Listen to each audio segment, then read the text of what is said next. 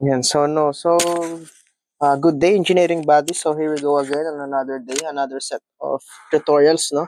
So we're still here in differential calculus. So we're done discussing derivatives of a function, no? Limits of a function, the derivatives of a function. So let's proceed to slope of a curve. I think gusto tayo. Balikan ko lang yung mga form ano natin. Yan, ito na yung isusunod natin. Slope of the curve, rate of change, and curvature, no? So, as I said, uh, if you watch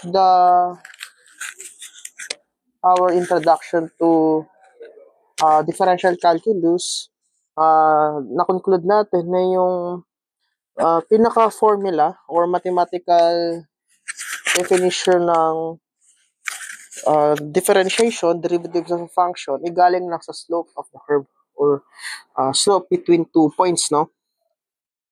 So sabi dito, the slope of the curve y is equal to f of x at any point is identical to the derivative of the function dy over dx or y prime. So slope at any point is just equal to the first derivative. Okay. Ito, sana tanda pa itong pinagagawa natin sa introduction to calculus natin, no? Yan, basta naburan lang yung ano eh. Pero ito ba, ito yung general formula natin to. Yan. Ito, di ba? Ito. So, itong ano na yan, galing lang yan sa slope of the function. Slope between 2 points. Okay? Sige. So, let's proceed to our problem number 1 about the slope of the curve. So, madali lang naman to. So, ito, kunwari. So, problem number 1. Find the slope of the line tangent to the curve y is equal to x cubed minus 2x plus 1 at x is equal to 1. So, alam natin,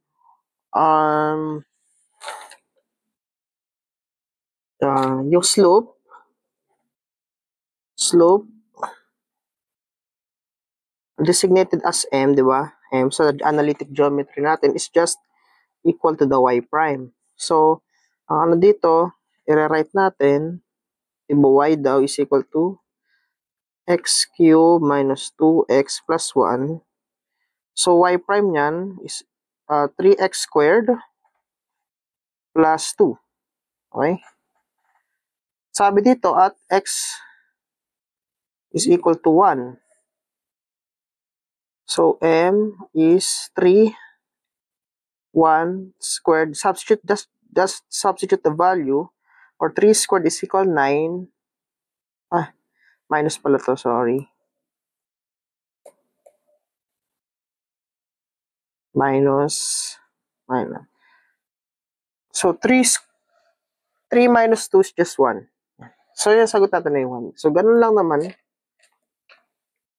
Okay. So, madali lang naman siya, no? Yan. So, I hope wala namang question about dito. So, madali lang naman intindihin. Okay? Basta tandaan lang to. The slope is just the first derivative. Okay? So, next, okay. So, di ko pala wala nakapag-add na madami. Okay. So, next problem tayo. Problem number 2.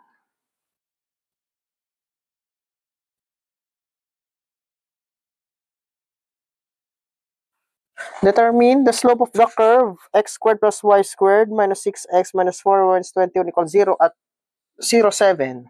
Okay, so just rewrite the curve, no? So x squared plus y squared minus 6x minus 4y minus 21 is just equal to 0. So, parang implicit differentiation lang to, no? So, 2x plus implicit differentiation nga 2y y prime. Sana nagigets, no? Minus 6 minus 4y prime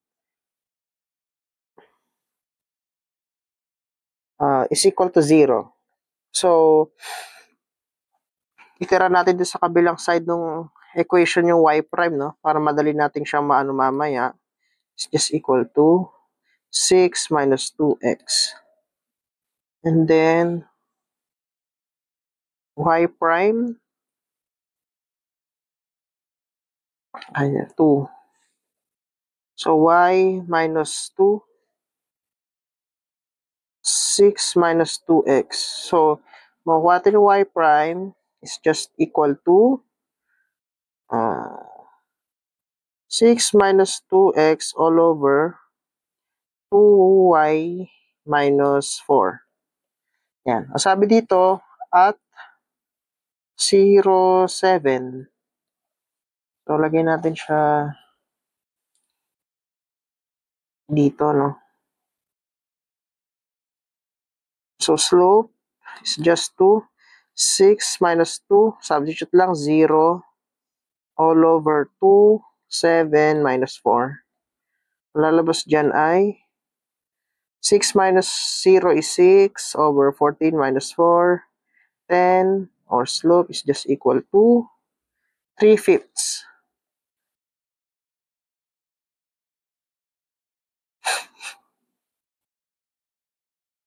3/5. Yan ang sagot natin.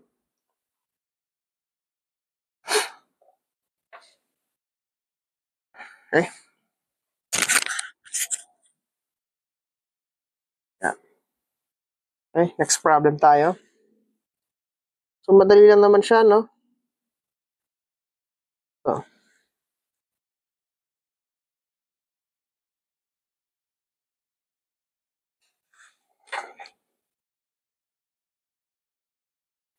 So, find the slope of the ellipse. Given yung ellipse at the point where y is equal to negative 2 plus 8 raised to 0.5 and x is equal to 7. Okay. So, first, rewrite lang naman natin. X squared plus 4y squared minus 10x plus 16y plus 5 equals 0. So, implicit differentiation lang. 2x plus 8y prime minus 10 plus 16y prime equals 0. So, dating gawin, lipat sa kabilang equation yung y prime plus 16y prime is equal to 10 minus 2x. So, lalabas dito, y prime is just equal to 10 minus 2x all over 8y plus 16. At, given naman yun, 7 negative 2 plus 0.8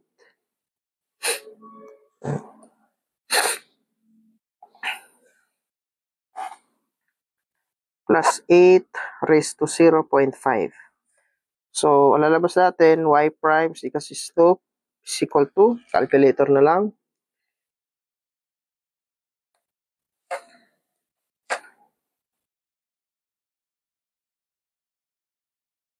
So, 10 minus 2. Ang x natin ay 7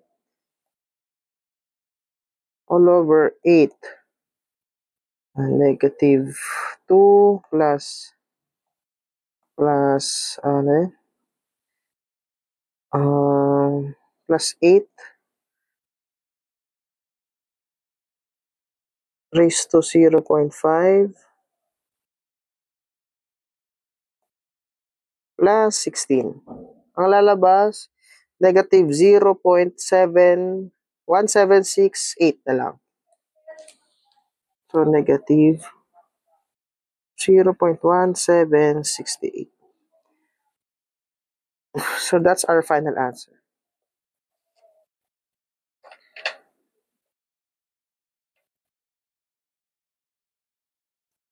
Okay.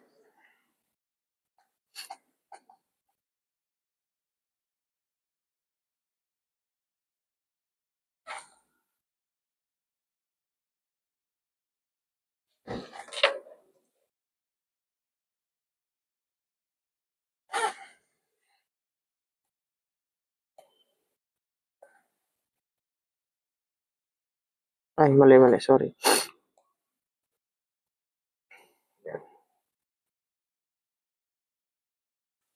So, that's problem number 3. Okay.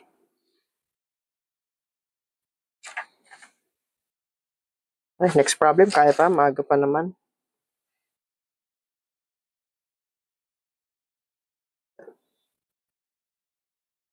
Madali lang pala. Madali lang to, guys. Unless bigyan kayo sa board exam ng mga komplikadong curve, no? Na may halong trigonometric, pero lalabas naman din yan. Pero gano'n lang din naman din, same procedure.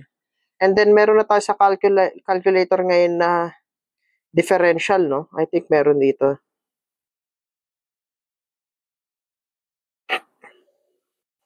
Kasi integral to. Ba't ka na?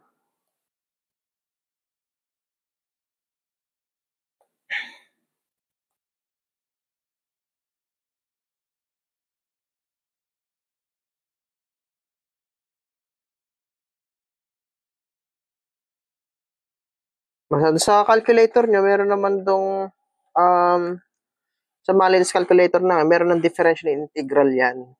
Okay. Pero dito sa tutorial ko, siguro pwede naman tayong pag may time, pagka ano pa, pwede ko na idagdag yung mga calculator techniques na natatandaan ko pa.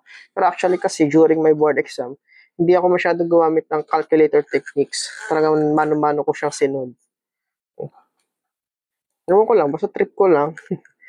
Hindi ako masyado nag-calculate techniques. Although may mga inaral akong calculator techniques, pero hindi lahat. Okay, hindi ko inaral lahat, saka hindi ko in-apply lahat doon sa mga tanong sa board exam. Okay. Anyway, sige, back to problem tayo. Problem number 4.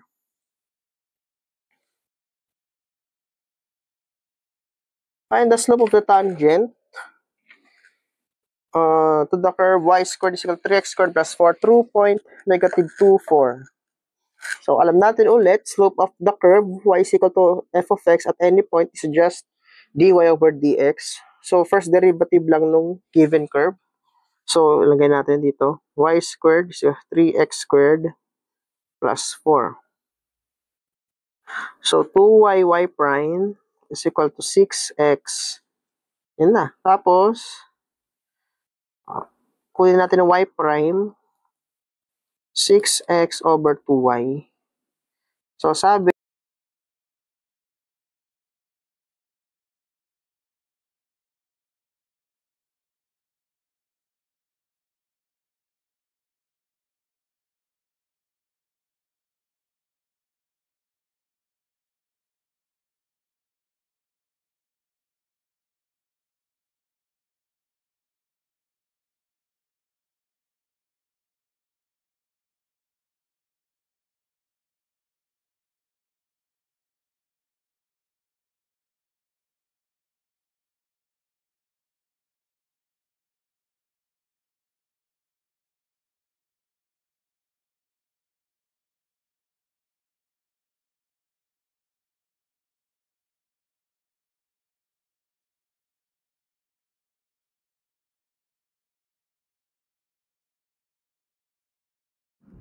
and hit the bell button para updated pa tayo sa mga susunod pa nating tutorials. So, keep watching. Happy learning and Padayon Engineers.